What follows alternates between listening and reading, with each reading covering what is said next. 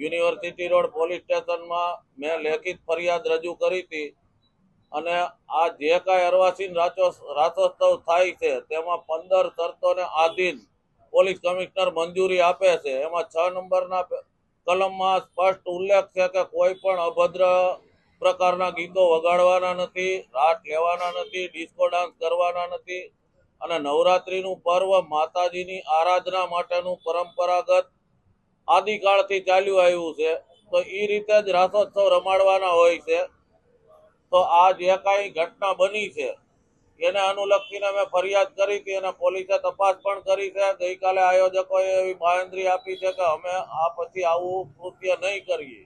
છેલ્લી 15 મિનિટ હતું અને અમે આવો ડાન્સ કરાયો હતો. તો આપના માધ્યમથી હું તમામ આયોજકોને અર્વાચીન રાસોત્સવના કહેવા માંગુ છું કે જો આવી કોઈ હિન્દુ ધર્મની લાગણી દુભાય કે માતાજીના પાવન પર્વમાં આવી ચેષ્ટા કરશે તો પોલીસનું કામ કરશે. હિન્દુ જાગરણ મંચ દ્વારા દરેક આયોજનો બંધ કરાવવામાં આવશે એવી સ્પષ્ટ ચેતવણી આપું છું આપના માધ્યમ. ના, આપણે માફી નથી આપી. એને સોશિયલ મીડિયામાં માફી માંગી છે.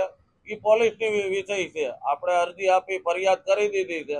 પોલીસ એની રીતે સીસીટીવી ફૂટેજ વિડીયો લઈને ગુનો દાખલ કરશે એવી સીપી સાહેબે અહીંયા ધારણા આપી છે ગઈકાલે રાત્રે. ના, 48 કલાક નથી થઈ. મેં કાલ રાત્રે જ અરજી આપી છે. પોલીસે વિડીયો અને સીસીટીવી ફૂટેજ ને એવું લીધું છે, તપાસ કરે છે. જો કોઈ કૃત્ય ખરાબ હશે તો ગુનો દાખલ કરવામાં આવશે એવું પોલીસ કમિશનરે ગઈકાલે રાત્રે જણાવ્યું. ગરબા બંધ કરવાની માંગ નથી અમારી. ગરબાના નામે જે ડાન્સ કરવામાં આવે છે, જે 31 ડિસેમ્બરને અનુલક્ષીને થતા હોય છે વલ્ગારિટી વાળા ડાન્સ, ઈ આ નવરાત્રી મહોત્સવમાં નો ચાલે. હા, એવું રાત્રે 2 વાગ્યા પછી ત્યાં થાય છે એવું જાણવા મળ્યું છે અમને.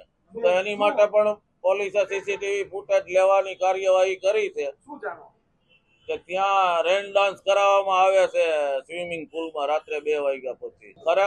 ખરેખર નો કરવો જોઈએ. અને આપના માધ્યમથી હું સમાજને પણ વિનંતી કરું છું કે આવા રાસોત્સવમાં પોતાના દીકરા દીકરીઓને નો મોકલે. આગામી પેઢીને ખૂબ નુકસાન કરતા કાર્યક્રમો છે અને દરેક લોકોને નુકસાન કરતા છે. ક્યાંય ને ક્યાંય આ વામપંથી વિચારધારાના લોકો હિન્દુ સનાતન ધર્મનું કામ તોડી બગાડવા માંગે છે, આવતી પેઢીની નસલ ખરાબ કરવા માંગે છે.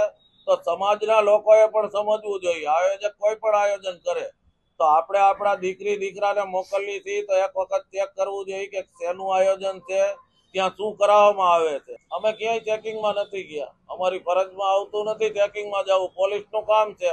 પોલીસ જે શરતે મંજૂરી આપે છે એ શરતે દરેકે કરવું જોઈએ. તપાસ કરવાનું કામ પોલીસનું છે. અમને થોડી કોઈ જવાબદારી સોંપી છે સરકારે.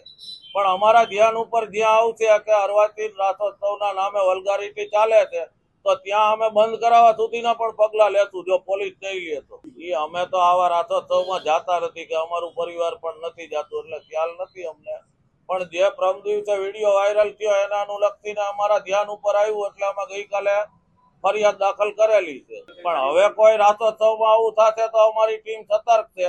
જો પોલીસ પગલા નહીં લે તો અમારી ટીમ દ્વારા પણ કાયદો હાથમાં લેવો પડે તો લઈને પણ અમે બંધ કરાવશું રાસોત્સવ. વિધર્મીઓને એન્ટ્રી નહીં એવી માંગ અમારી નહોતી. દર વર્ષે અમે પોલીસ કમિશનરને અને સરકારમાં રજૂઆત કરીએ છીએ કે જે ખેલૈયો રમતો હોય એનું આધાર કાર્ડમાં જે નામ હોય એ સ્પષ્ટ વંચાય એવી રીતે નામનો ઉલ્લેખ કરીને પાસ બનાવવા, ખાલી નંબર નહીં.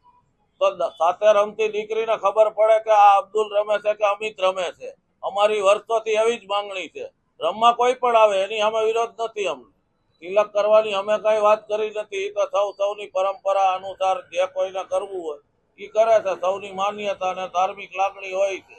ના, અમારી ટીમ હોય છે ચેક કરવામાં, પણ એને કોઈને કહેવાની જરૂર નથી. અમારા ધ્યાન ઉપર હવે આવશે તો હવે આજથી અમારી ટીમ દરેક જગ્યાએ ચેક કરશે. અને પોલીસ કમિશનરે પણ એવું આશ્વાસન આપ્યું છે કે સાદા ડ્રેસમાં એના કર્મચારીઓ પણ દરેક રાસોત્સવમાં ચેકિંગમાં રહેશે.